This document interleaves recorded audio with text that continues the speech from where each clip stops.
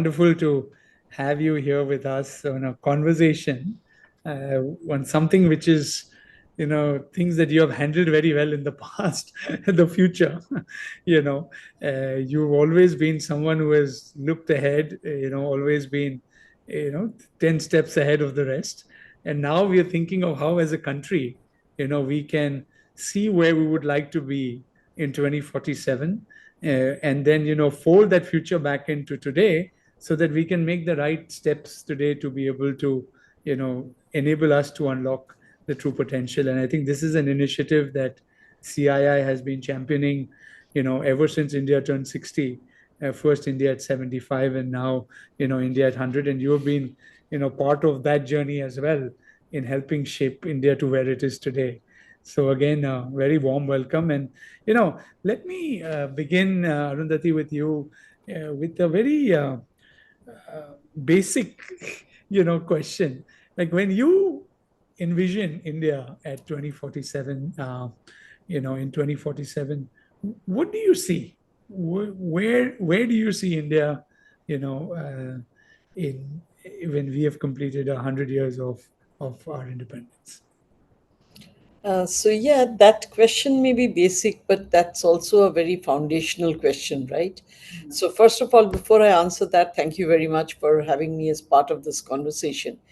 It's an extremely interesting one, and I'm sure you have a lot of people giving a lot of ideas, which, when put together, can really make a difference. While I don't know whether I can do that, but I do have some idea of where I would like to see our country at 100. Okay. And one of the things that has been an article of faith for me, and for which I worked in the bank for so long as well, is inclusion.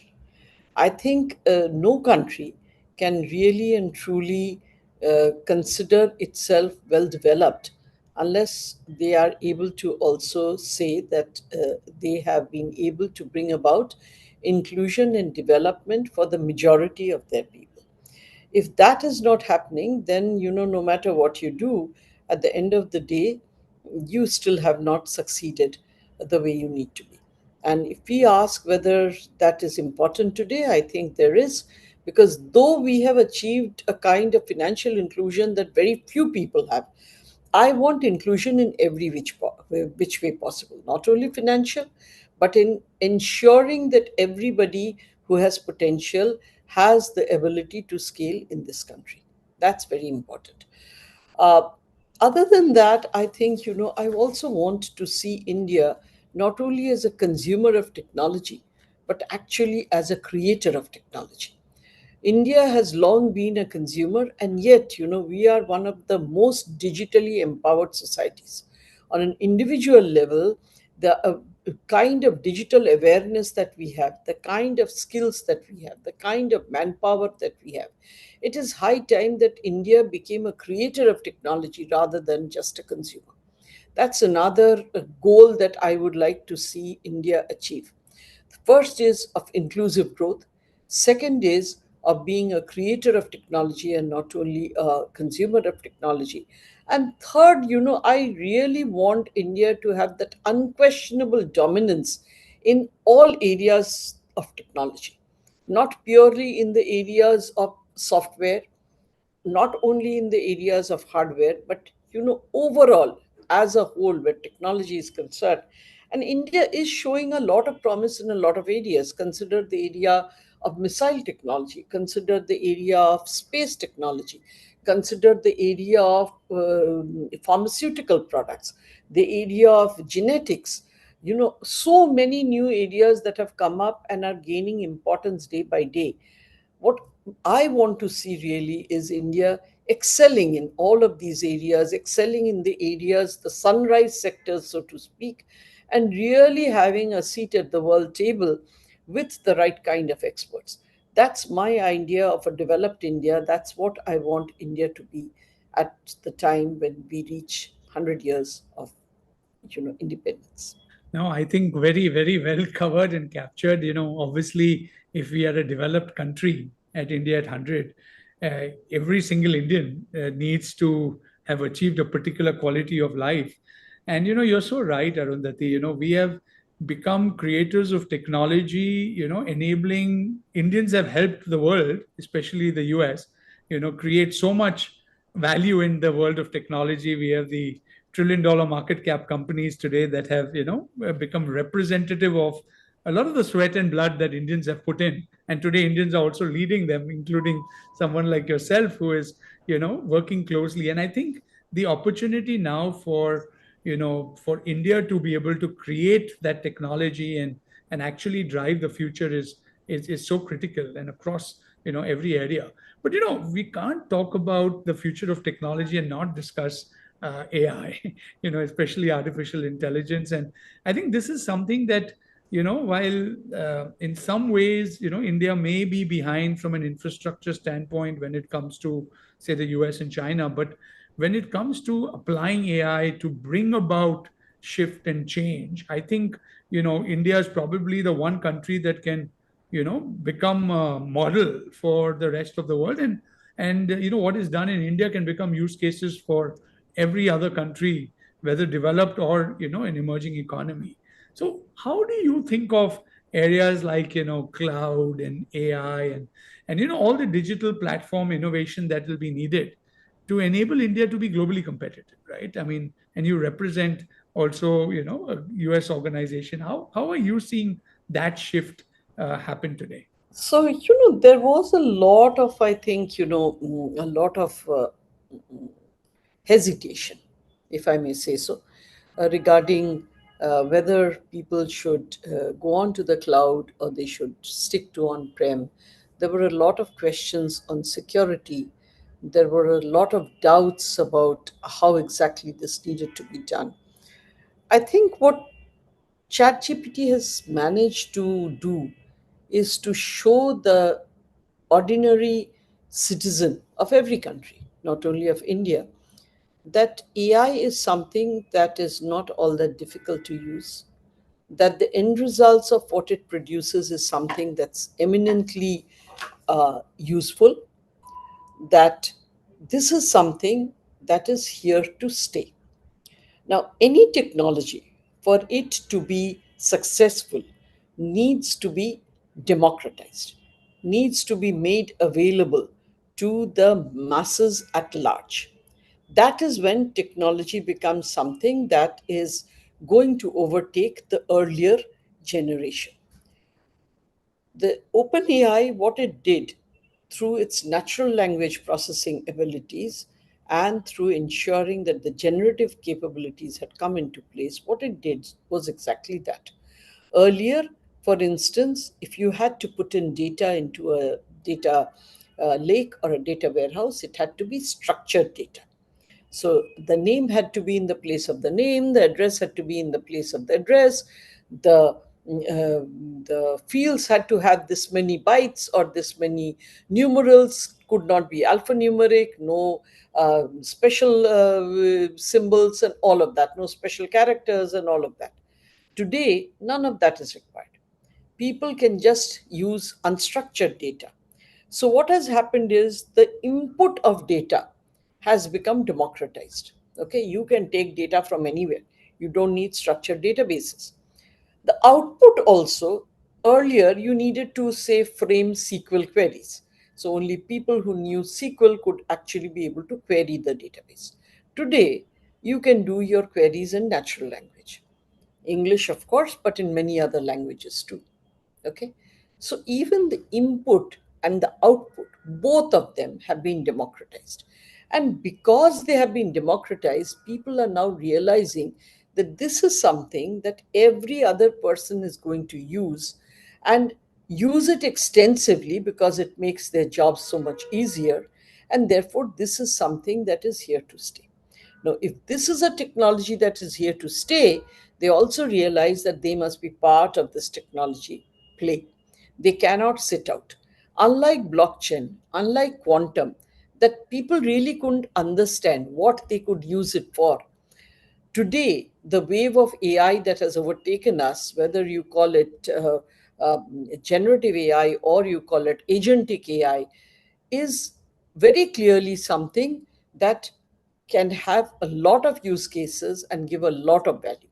So once you realize that it is something that's here to stay, then there is a huge fear of FOMO that builds up. The fear of missing out builds up hugely amongst companies. And when that happens, they then actively start looking at how they should also be a early beginner rather than a late one. And that's what I'm seeing where awareness is concerned. The awareness and the necessity to actually increase the input of these newer technologies into businesses, and the increase in efficiency and productivity that they are now seeing, that is where I am finding that there is a big difference. And I think it's the right thing, because at the end of the day, if you are going to participate in the new era, this is where you start. So a lot of people who earlier were fence sitters are more or less jumping in. There is huge amount of interest. This has become a regular topic in boardroom discussions. And the moment it becomes boardroom discussions, it becomes top management priorities, and it goes down the chain. So, to that extent, I think India has become far more aware. I have seen far more awareness and openness in the last 2 years to even cloud technologies, to, of course, the AI and the ML issues. And I would say that, we are very much, trending towards that space where we can means definitely consider the fact that, we will get far more empowered than we were in the last 10 years. No, I think, and it's interesting you talk of AI. It's only going to get better, right, with time, because, as, the AI gets sharper and smarter, so the later one tries to come into this, there is going to be that laggard effect. And, I still remember having this conversation, and, the day the transition moment came when AI is definitely going to stay is when in the chess game with the AI played a move Yeah. which the Nobody entire had ever human seen. race had Yeah. never been able to think of a move like that. So Yes. the intelligence which is underlying AI today is, brings the best of everything that you is there in the world and adds one layer, to that. So I think there's no question about it that, these and I think from an India standpoint, especially as we look at India at 100, keeping the citizen at the center and enabling the citizen to, of course, do more and to become more powerful. We've made some good progress with our digital public infrastructure, and you've been part of a lot of those, initiatives with the government. But I think to really scale this, how do you see, public-private partnerships, especially around, this entire digital India mechanism, to ensure that we are able to get to that Viksit Bharat, in this limited time frame. Are there any models you think that India should be working with? Are there any successes that you've seen through your history that you think we should, be able to replicate a lot more of? How do you see that? So, to tell you the truth, for a country like maybe one of the countries like Japan, etc., where population is shrinking quite rapidly, they have invested heavily into all of these technologies because they see their workforce is shrinking. For countries like India that are very populous and young, it is not on account of the workforce shrinking, but on account of the fact that there is no way that we can get the people the services that they deserve without banking on technology. If you look at the PM Jandhan Yojana, which gave about 98.7% of India's families at least one bank account, if you just look at that, that was something that we had been trying to achieve for 14 long years before we started the PMJDY. What is it that enabled us to be successful in PMJDY? Other than the fact that it was run like a project, other than that, what really enabled it to succeed was technology. And why? Because we never had a firm basis of know your customer, which is a cornerstone of opening a bank account. I could not make out A from B and B from C. Okay. I can write my name in a million different ways, million different spellings, okay, million different combinations. Now, if that is the case, I could be anybody. What really empowered it was UPI and Aadhaar, because it was a biometric database and told me A is A and B is B. Okay. Not only that, the ubiquitous spread of mobile was a real big enabler, mainly because then we didn't have to have a brick and mortar presence. Okay. So if it had not been technology, we would not have been able to bring about the financial inclusion that we now have. You remember there was a political leader a long way back who said that out of every 1 rupee that goes towards the welfare of the people, only 3 paise actually reach the people. Okay, everything else goes in between. With DBT, that 1 rupee remains a rupee when it reaches the people. Okay, so that's a huge, huge enabler. The leakage of subsidy that was there has stopped, and it is reaching the most deserving segments of the people. So that was enabled by technology. If technology has enabled that, how can we even consider that it is not going to be technology that can help us enable them further? Whether it be giving the best of medical care in the deep rural areas, whether it be giving the best of pedagogy in the far and far flung villages and schools. Actually, President Kalam, when he gave that vision of Pura, provision of urban amenities in rural areas, this is exactly what he meant. I don't have need to have people coming into the city and crowding into overcrowded hospitals. I can deliver the same service at that health center. How can it be done?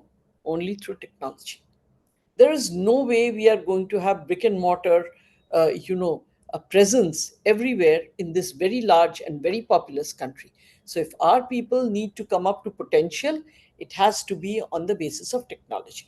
Now, to come to your private partner, public partnership, no other government has built the kind of public stack that our government has. So whether it be Aadhaar, whether it be UPI, whether it be apps like Cowin, whether it be things like Arogya Setu, so all of this, there are actually 12 pieces. The DigiLocker, all of this is currently on the digital stack. Okay, but what has the government allowed? The government has allowed private sector to come in and build on these. So even though UPI is there, you have a choice. You can use Beam, which is government owned. You can use any of the bank's apps. You can use Google Pay. You can use WhatsApp Pay. You can use whatever. That's public-private partnership. If you look at DigiYatra, completely public-private partnership. The DigiLocker piece is the government's. The Yatra piece is private. So we have already an established model as to how this can work. And I think, actually speaking, we have been very successful at this, very successful at it, much more successful than many others. Because most of the others, you'll find it is the private sector that has gone ahead and done all of this. Here, the government is providing you with a ready made stack on which you are allowed to build. What better can it be? And therefore, I think we don't have any excuse for saying we cannot get this done. We absolutely can get this done. It's up to us to ensure that we get it done correctly. But having said that, I do believe that there is still much to be achieved. The way I described your medical services, the way I described your educational infrastructure, that's still not completely available. We need to make it available as soon as possible. And the more the player, the better. Because at the end of the day, you cannot expect the government to supply everything, or to actually, ensure that they are there in every field. The private sector, I think, is more than welcome now to step in into various areas and to develop. It does need some amount of investment there, but I think, given the returns that can be expected from a huge population base whose standard of living is required to be improved day by day, I think the opportunities are huge. No, I think you've defined a very, very workable existing model. Where the government stack with the private sector innovation, can make that happen. But to achieve your creator of technology piece, and to come back to that, I think the investments that private sector has to make in innovation, R&D, all our data shows we are way behind what we should be investing, and what risk one private sector should be taking, right? And I think that also requires a very strong industry and government kind of a partnership and relationship, maybe the right incentives. uh, what do you think can trigger that and unleash that? Because if we don't start today, Arundhati, I fear that 20 years later we will not have, like, let's take it for AI, for example, right? At the core base, we're a little late starters. As I said, application layer, we're good. But anything else that comes about, what would it take for us to pioneer and be that for the world? So, in that, I think the government really has to be the incentive giver. Hmm. Okay. So, whether it be government policy, whether it be outright support, whether it be providing policy frameworks, that's where I think government needs to be progressive. I was recently at a government conference in Singapore, and I was told that they have put 5,000 Singapore dollars into each citizen's account, asking them to spend it on higher uh, learning in the area of AI. Okay. And what they were getting worried about was the low usage of this amount. Okay. Now, look at the fact that they have proactively put money into your and my account, if we were Singaporeans, asking us to go skill ourselves on AI. What's the kind of impetus that is giving us? Not only the means to get there, but also the amount of prioritization that the government is doing on ensuring that its population is digitally savvy. Okay. Now, we may not have the means of doing something very similar, but we can definitely incentivize, we can definitely lead, we can definitely direct. Even that doesn't get done. MAS, for instance, actively advocates that the Singapore industries that it controls, that they be given tax breaks if they are taking up cutting edge technology. Do we have that here? No, we don't. Okay. So I agree with you that where the government sector needs to come in is with the right policy framework, the right enablement triggers, I would say, to ensure that people are feeling comfortable about adopting technology. If you ask me today, for instance, the adoption of cloud products by the private sector that I have seen today is far ahead of the public sector. And why should that be so? It's not that the public sector lacks talent. I come from the public sector and I can assure you that's not the case. However, the public sector waits for government signals to do things. Have they received the government signals? Yes, but very weak signals. There are a lot of naysayers still. There are a lot of doubters still. Now, unless and until we can make that very clear, and until we can push that issue, it becomes very difficult. you know you can say in a circular, you may not say that don't use cloud products. If you say it is preferable to do this in this way, that becomes the word of law for the public sector. Preferable means it is mandatory, not preferable. Private sector interprets as preferable and determines what is preferable and what is not. Now, unless and until you give clear signals that you better change, otherwise you will, you know, be obliterated, things will not happen. Hmm. So I think where the government really needs to come in as an enabler, an incentive giver, a, a indicator of the roadway ahead. If they can do that, I don't think it will take time for the private sector to pick up from there and run with it. They are more than capable of doing that. Yeah, and I think it's a great point you raise, because the public sector is going to be such a big driver of the growth that we need to see to get to where we want to be in 2047. But we also cannot become a very large country without having our MSMEs actually covering that ground. And I think there is a role for both large corporates and government and public sector to play together to make, to create those pathways for that growth. So, in that context, and like what you rightly said, the role of technology there is going to be even more critical. And since you raised Singapore, we always talk of the connection. I chair the India Singapore strategic dialogue, actually, that is going to begin day after tomorrow. And we've got a large Singapore partnership being with the ISMR and all happening the following weeks. The idea is that there is so much that one can learn from countries, what so much that India can give to those countries, because we'll create our own ways of building. But this MSME always becomes a point of discussion, that if medium-sized companies in both countries or multiple countries get connected and technology can play a big role, for India, that's a huge strength of ours. Are we unlocking enough of that? And if not, then again, you know, who plays a larger role in making that happen? And what does it take? We've got great entrepreneurial energy. I think that nobody will deny, right? But how do we get that scale to come in there, and what can we all do collectively? So again, I think it's a question of enablement more than anything else.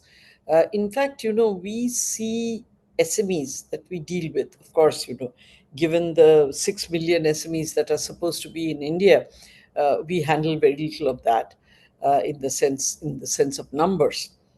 But the people that we work with, in fact, smaller companies seem to be far more open to adoption of new technologies than the large legacy ones. Okay, the large legacy ones, they're like huge battleships. It takes them 50 miles to turn, not the smaller guys. Okay, the smaller guys are more than capable of being far more agile and nimble. Having said that, what is really lacking is for them to have the kind of education they need, the kind of background they need to not only accept technology, but to adopt it and really use it in order to improve productivity and efficiency. See, at the end of the day, it's all an efficiency productivity game. Okay. Now, if they know how to use it properly, they can empower themselves really, really fast, which is why I mentioned the scheme about $5,000 of going and empowering yourself. That's such a great move because at the base of it all, remember, is education. At the Hmm. base of anything that you begin to do, you have to have the ability to understand what you are doing. So, enablement and education, whether you call it skilling, whether you call it education, whether you call it training, whether you call it enablement, it's all the same. Okay. They may be different in terms, but what I'm trying to say merely is that we are not skilling people fast enough. The skilling piece necessarily has to be government driven. I know there is a Skill India mission. I know that there are various other organizations, even an organization like us. We partner with the ICT to give 250,000 internships, 3-month internships to make people more industry ready. We have a platform called Trailhead, which is our learning platform, and we have got courses on that certified by the National Occupations Board so that they can be given as credit electives in engineering colleges. And we now have 3,000 colleges that are offering it. But this is just the tip of the icebergs, absolutely the tip of the iceberg. We need this kind of enablement from way ahead of time. We can't start all of this in college. This all needs to go back to schools. Okay. And we need to start the enablement from that space. Now, even before you start doing it in schools, there is all the teachers that need to be enabled. Okay. So it's a huge task. And if the government doesn't take a lead over there, then it's very difficult for private sector to follow. But believe me, this is something that is actually basic to our MSMEs, simply changing and ensuring that they are capable of meeting the onslaught of AI that's definitely going to come. Okay. Having said that, let me also tell you we have some of the most resilient companies in the world, some of the most resilient people in the world. And I say that on account of the fact I've seen certain initiatives that I don't think could have happened in any other place other than India. Something as large as the Jandhan Yojana, The amount of time we had to plan for it was 4 hours. And then we had 24 hours to execute it.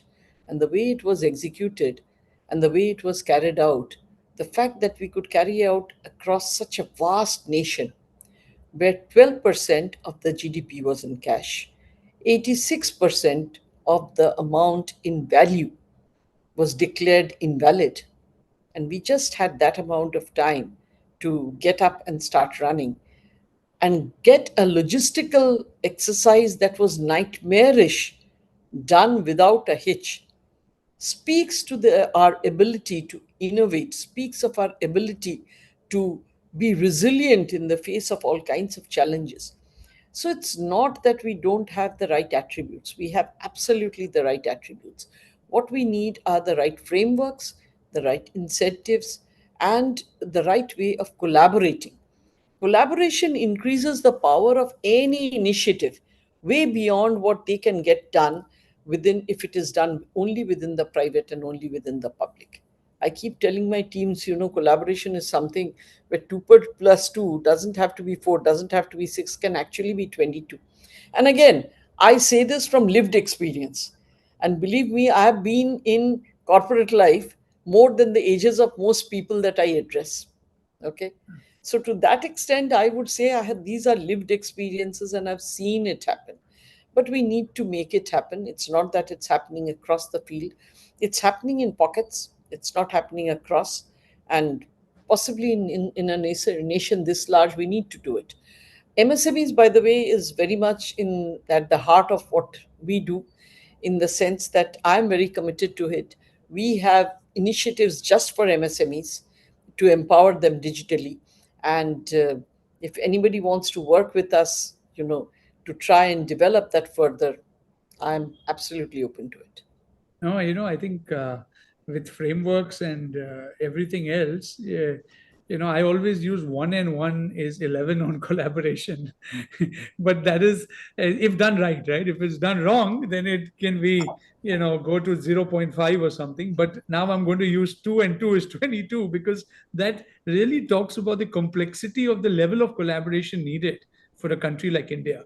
Yeah. And somebody has asked a question, how can technology be made more equitable in a country? You just said that, like within 4 and 24 hours, technology enabled so much to happen and so much to reach so many people.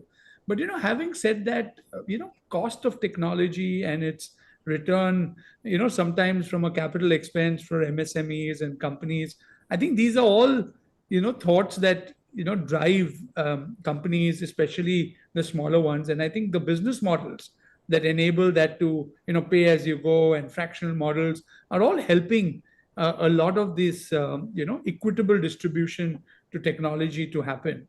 But anything you would like to add to that, Arundhati, especially when we talk of this technology really enabling everyone in the country, especially the companies that we've been discussing so far. So, one thing, of course, is earlier the adoption of technology meant a lot of capital expense. You had to buy your servers and you had to have several copies of them, at least 3 copies of them, to prevent disruption and ensure business continuity. And then you had to harden the servers, then you had to buy the software, implement them. Today, everything comes as a service. So, software as a service enabled you to go into having that technology without actually having to make the capital expenditure. Not only that, when it is a platform that you are when which you are adopting, all of these platforms, all of these SaaS companies, they have periodic releases. We have releases 3 times a year, and those releases are meant to keep you at the market, not fall behind the market. So you are not having to migrate every other year because all of the technology has changed. That's supposed to come into the platform and supposed to be open to you without any problems. However, you still have to build wisely in order to be able to make use of it. In the sense that if you create, custom built everything, then it becomes a difficulty. And frankly, we have been looking at the cost of doing a DIY and a cost of doing a platform from many established players.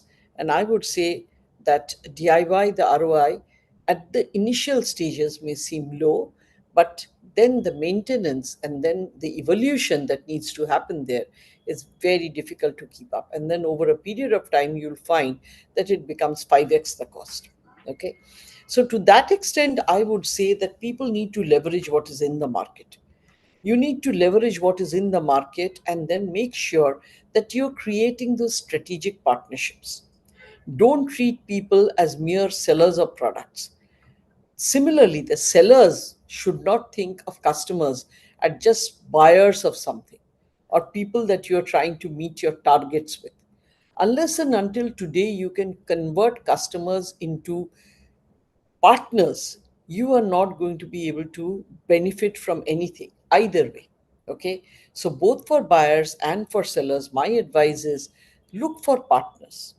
Don't just look for sellers or buyers. If you can look for partners, the kind of business proposition that you can bring to that particular company or that company can bring to you is far superior than if it becomes a transactional relationship. Look for strategic relationships, relationships which can actually yield value over a period of time, not only by their product, but with their advice regarding best practices, with their inputs regarding how to get the best out of any platform that you have. That's the kind of talk that we need to hear more, rather than just, doing a kind of a bargaining like a footpath sale. That's not where we should be.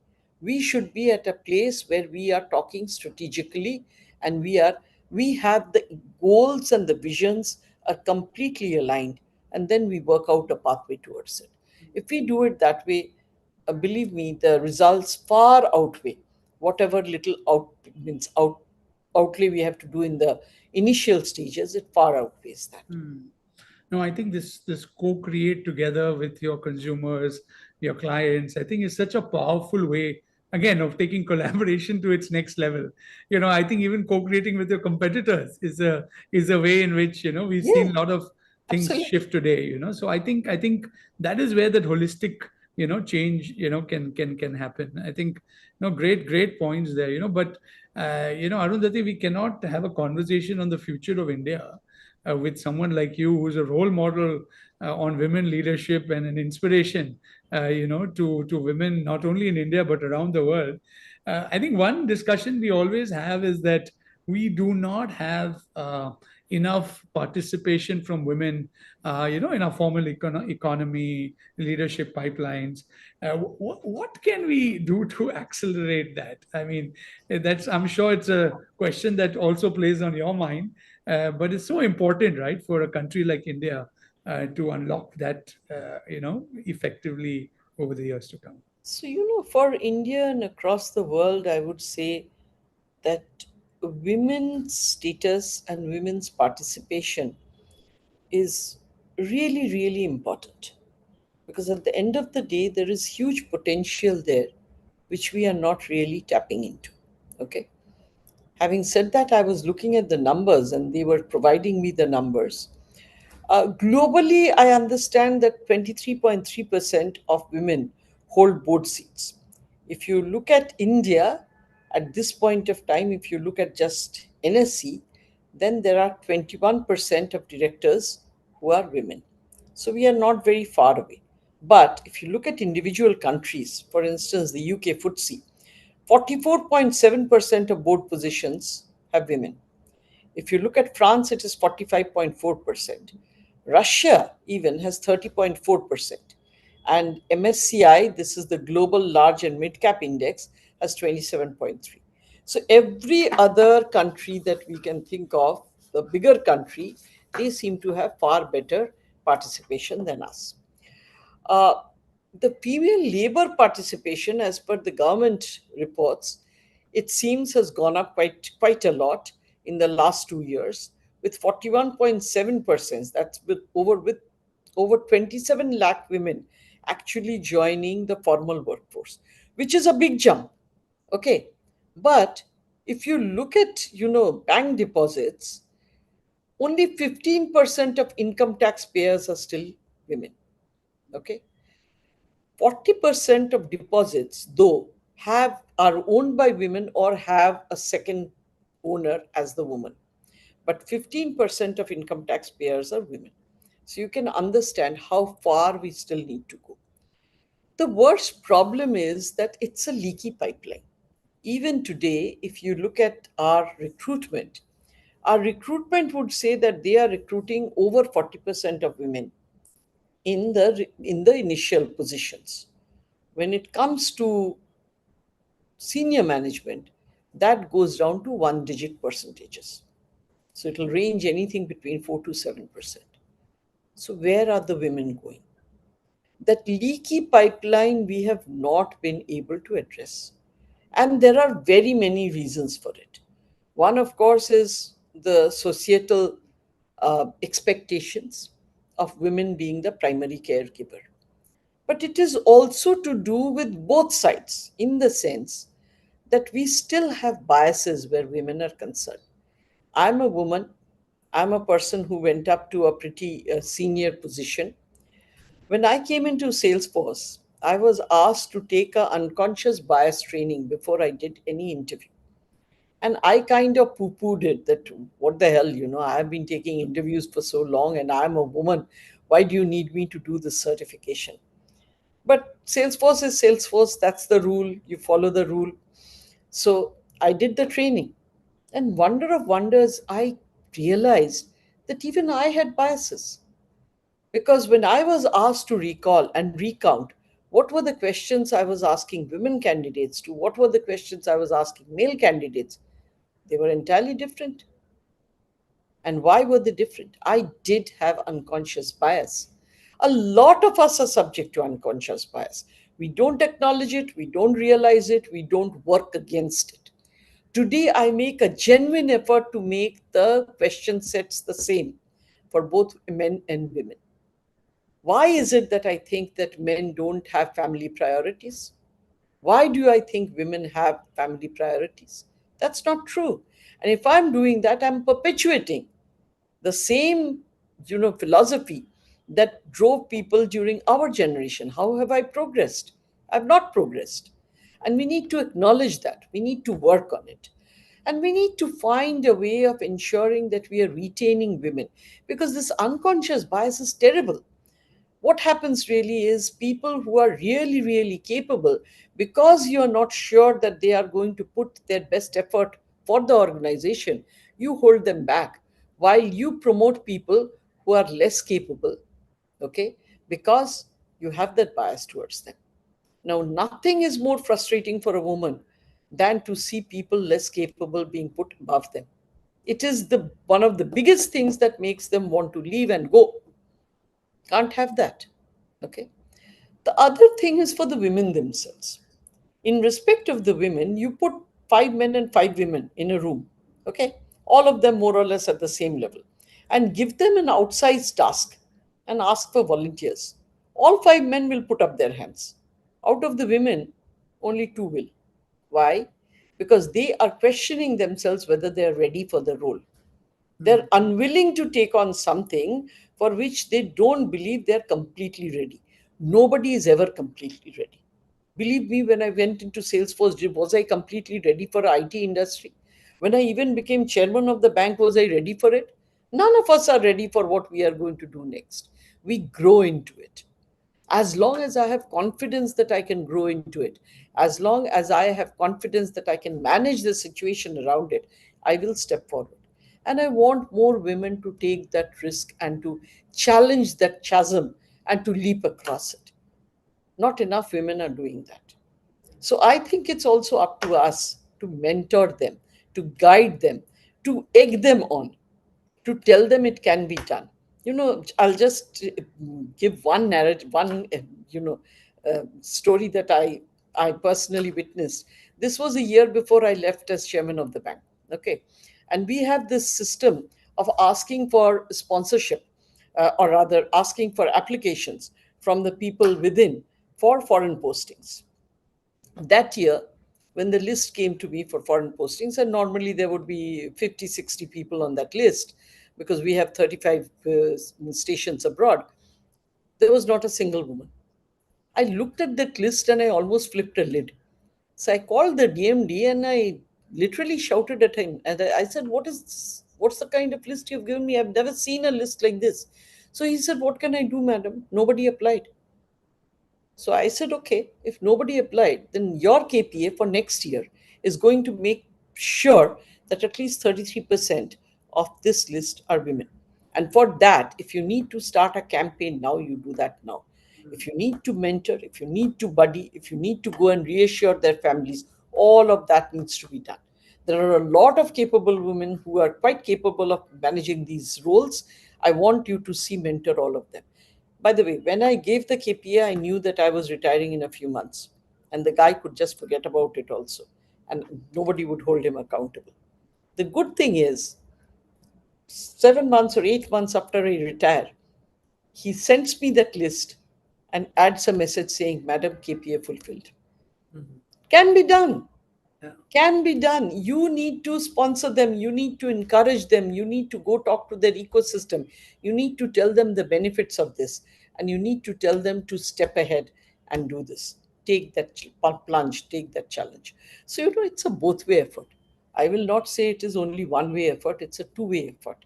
But if we can get this two-way effort sort of into the organizational culture, today it happens, but it is personal.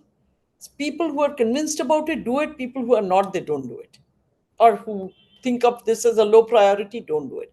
You have to put it in the process of the organization, so that regardless of who mans the chair, that particular process gets followed, and then this will happen better.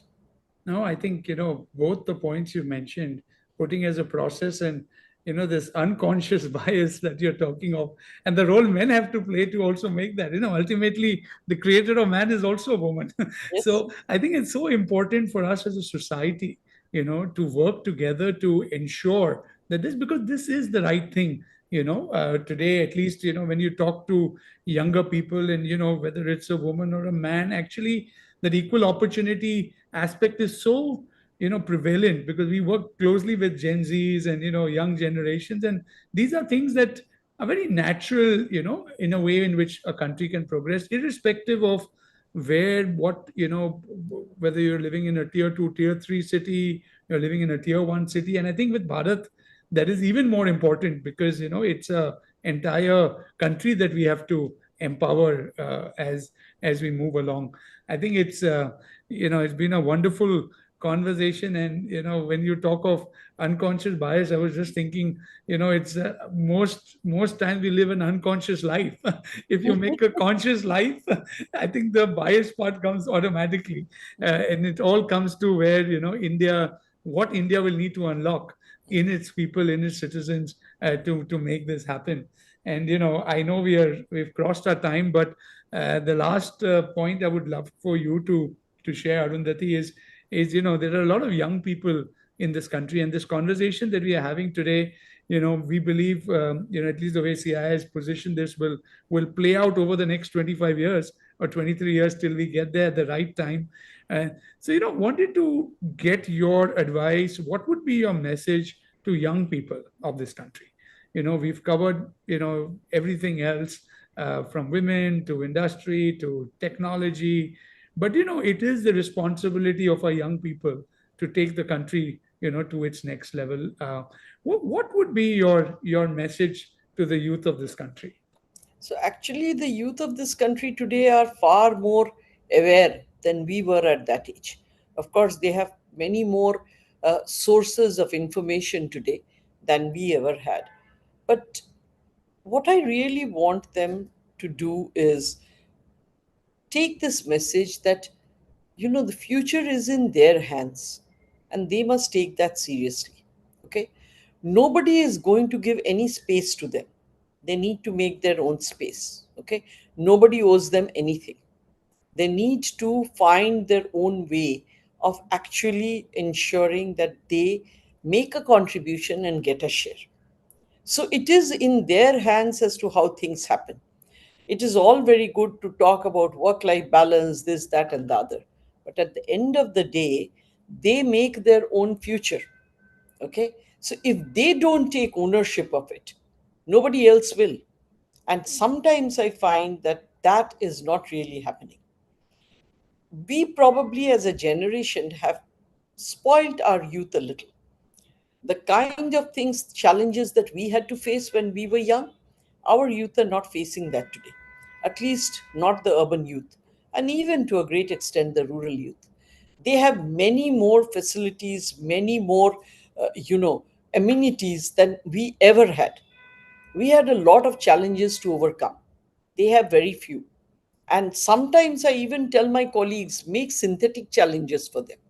For instance, in the bank, we used to continuously transfer people, okay? And the tendency was to leave the family in one place and the person who's in the bank, whether the husband or the wife, for them to go around. I used to encourage them heavily to take their families along. Why? And they would say, no, no, they have to change schools, they have to make new friends. And I used to tell them, those are the synthetic challenges. You are making them resilient Mm. by changing schools, by forcing them to adopt new practices, see new cultures, taste new food, hear new languages, make new friends. Do it. And you would find that most people who did it actually had children who did very well in life. Today's youth have to be aware of the fact that their environment will change much faster than ours did. They will have to be much more resilient than we had to be, and they will have to be much more creative than we ever were. If they are not capable of these three things, it will be difficult. So I would strongly urge that these are the three things they look out for: how to be creative, how to be resilient, how to be adaptive and agile. It's very important for them to own this up and to run with it. And the opportunities that they have today, Yeah, are so different from that existed today. The creator economy and all the things that you're saying, you're good, you have an expertise, you can actually create livelihoods out of areas that never absolutely. existed before. And we Absolutely. talked about skill building, new age skills. There's so much excitement and opportunity for a young Indian today. I mean, I don't think there could have been a better time to be young and to be an Indian at the same time. So, I think this is the message. I can see the glow in your eyes, Arundhati, because I'm sure when I'm looking at you as a young woman, when you started your I'm journey. anything but that. I'm No, no, anything but from when that. you started your journey, Yeah. the dreams you carried for yourself. How can young people today be inspired from that and achieve great accomplishments, of course, in their own worlds, in their own respective ways, as India moves towards our vision of developed Viksit True. Bharat of India at 100. Thank you so much, Arundhati. It's been a wonderful conversation, and I'm sure will go a long way in helping us shape Bharat the way we would like to. Thank Thank you, you so Rajan. much. Thank you very much for the opportunity, and I wish you the very best. I think you all are doing a signal job in trying and taking this message forward. It's very important for us. It's very important for us to sort of coalesce around a more or less similar plan, because we need to really aim for something together, and that's the only way to get there. We don't have too many years, but we need to achieve it. Lovely. No, thank you. And we'll keep reaching Thank you. out to you as we move on this process. Thank you. Thank you. Thank you. Thank you. Bye bye.